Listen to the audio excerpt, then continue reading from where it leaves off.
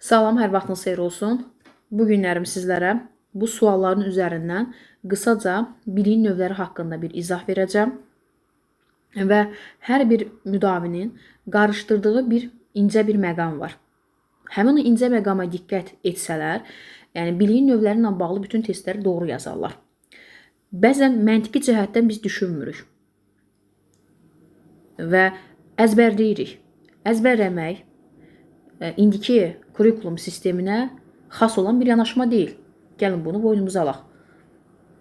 Biz müdavinə öyrədirik ki, və onlar da açar məqam kimi öz qeyd dəftərinə yazır ki, necə sualına cavab verən bilik prosedural bilikdir.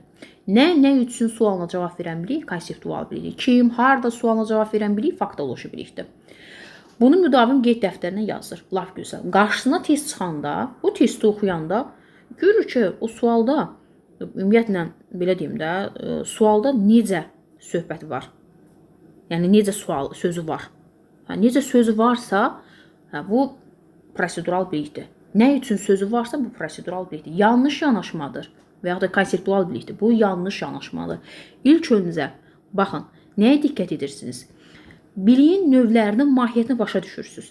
Fiil əzbərləmək dadımıza çatmır bizim. İndi prosedural bilikdən toxunun. Necə sualına əsasən biz bilirik ki, prosedural bilik işin icrasıdır, prosesdir. Həmin o situasiyada iş icra olunmalıdır, ümumiyyətlə iş olmalıdır, bir proses olmalıdır. Onda biz o suala biz deyə bilərik ki, prosedural bilik.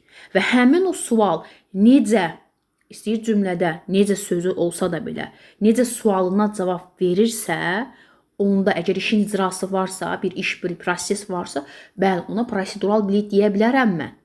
Yox. İşin icrası, iş prosesi yoxdur orada. Amma cümlədə necə sözü var? Yenə mi gedim mən bunu prosedural bilik götürüm? Təbii ki, xeyr.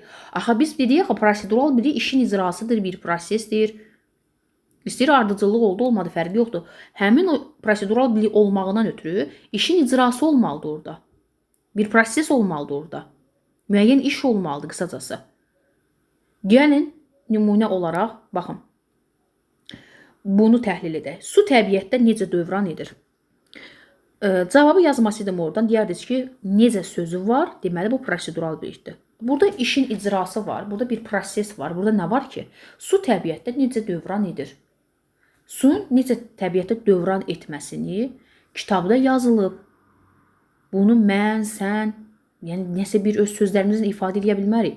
Kitabda yazılıb suyun necə dövran etməyi. Bu faktdır. Bu hazır məlumatdır. Hazır məlumat, hazır bir fakta mən necə deyə bilərəm ki, prosedural bilikdir? Axı burada işin bir icrası, bir iş, burada proses yoxdur axı. Faktoloji bilikdir. Bu suala şagird cavab verəndə su təbiətdə necə dövran edir? Şagird əgərlərim hansısa bir fəndən bu sualla bağlı məlumatı varsa və yaxud da ki, bu sualla bağlı hansı bir mövzunu oxuyubsa, yaddaşına əsaslanacaqdır, hafizəsinə əsaslanacaqdır və cavab verəcəkdir. Ki, müəllim, su təbiətdə belə-belə dövran edir. Hafizəsinə, yaddaşına əsaslanıb cavab verəcəkdir. Öz-özünüzə bir dənə sual verin, su təbiətdə necə dövran edir? Tapa bildiniz cavabı? Tapa bilmədiniz. Çünki bu yaddaşa əsaslanır. Əgər baza biliyin varsa, sən cavab verəcəksən. Baza biliyin yoxdursa, bu mövzu haqqında, bu sual haqqında bir məlumatın yoxdursa, 100 gündə bu beyni işlətginlə yaddaşına əsaslanacaqsan, cavab verəcəksən. Yaddaşda yoxdursa, cavab verə bilməyəcəksən. Faktoloji biliyi beyninizi bir belə deyim də, çəkməcə kimi hiss eləyin. Elə bir sən sual verirəm, əgər bilirsənsə, beynini çəkməcə hiss elə. Qapısını açırsan, cavabı götürürsən, təslim bağlayırsan, çıxır gedir. Yəni elə xatırlayın. Deməli, suyun təbiətdə necə dövran etməsi bu prosedural bilik deyil. Necə sözü burada olsa da belə. Axı, burada bir iş, burada bir proses yoxdur. Mən buna necə prosedural bilik deyə bilərəm? Bu faktaya əsaslanacaqdır. Amma burada yazmışam. Desəm ki, kvadrat tənliyi necə həll edərsən? Necə sözü var burada? Kvadrat tənliyi necə həll edərsən? Burada bir iş varmı, bir də bir proses varmı? Kvadrat tənliyi həll edərkən müəyyən ardıcıllıqdan istifadə edəcəm. Heç ardıcılıq olmasa da burada bir iş var, burada bir proses var. Kvadrat tənliyin həll etmə yolunu desəm də prosedural bilikdir. Kvadrat tənliyi Gəlib özüm həll etsəm də prosedural bilikdir. Yəni tətbiq etsəm də, etməsəm də, onun yolunu desəm də, o kvadrat tənliyin necə həll olunur, yolunu dilimə gətirib səsləndirsəm də, yenə də prosedural bilikdir. Çünki burada bir işin icrası var, bir iş var burada. Ona görə də nədir? Prosedural bilikdir. Yəqin ki, fərqin bunun, belə deyim də, bildiniz. Sonra, kompüterin insan həyatına faydası nədir? Bəzən müdavim qarışdırır. Baxın, kompüterin insan həyatına faydası nədir? İnsan həyatına deyir. Burada bir şey deyim sizə. Şəxsə görə cavab dəyişilir. Burada mənim beynimin bir məhsulu var. Kompüterin insan həyatına faydası nədir? Deyəcəm ki, öz sözlərimlə istifadə ediləndə insan həyatına faydası çox yaxşıdır. Çünki müasir dövrdə ümumiyyətlə məlumat almaqdan ötürü, məlumat ötürməkdən ötürü, onlayn dərslərdən ötürü kompüter vacibdir. Fərqi yox, lap onlayn işlərdə kompüter vacibdir. Burada mənim öz dəsti xəttim oldu, öz münasibətimi bildirdim. Tənqidi təfəkkür və konseptual birə əsaslanacaqdır. Konseptual biri səbəb axtarır. Nə üçün sualına cavab verir? Mövzunu başa düşməsi, dərk etməsi, öz sözlərini ifadə etməsi, ümumiləşdirməsi, qruplaşdırması, təsnif etməsi, kateqoriya bölməsi hamısı konseptual biliyə əsaslanacaqdır. Prinsiplər də konseptual biliyə əsaslanacaqdır. Yəni dedik ki, konseptual bilik nədir? Konseptual bilikdə öz beynimin məhsulu var burada. Yəni burada özümün dəsti xəttim var. Özüm burada bir münasibət bildirəcəm. Özüm burada şəxsi fikirlərimi bildirəcəm burada. Kompüterin insan həyatına faydası nədir? Mən deyəcəm ki, insan həyatına faydası yaxşıdır. Məsələn, başqası deyə bilər ki, insan həyatına faydası yaxşı deyil. Burada nə etdi? Mən başqa bir əşyaya, başqa bir insana, başqa bir əsərə əgər münasibətimi bildirirəmsə, konseptual bilik olacaqdır. Gördünüzmü? Burada başqa bir şəxsə mən, başqa bir nəyəsə, məlumatdır, məmulatdır, fərqi yoxdur.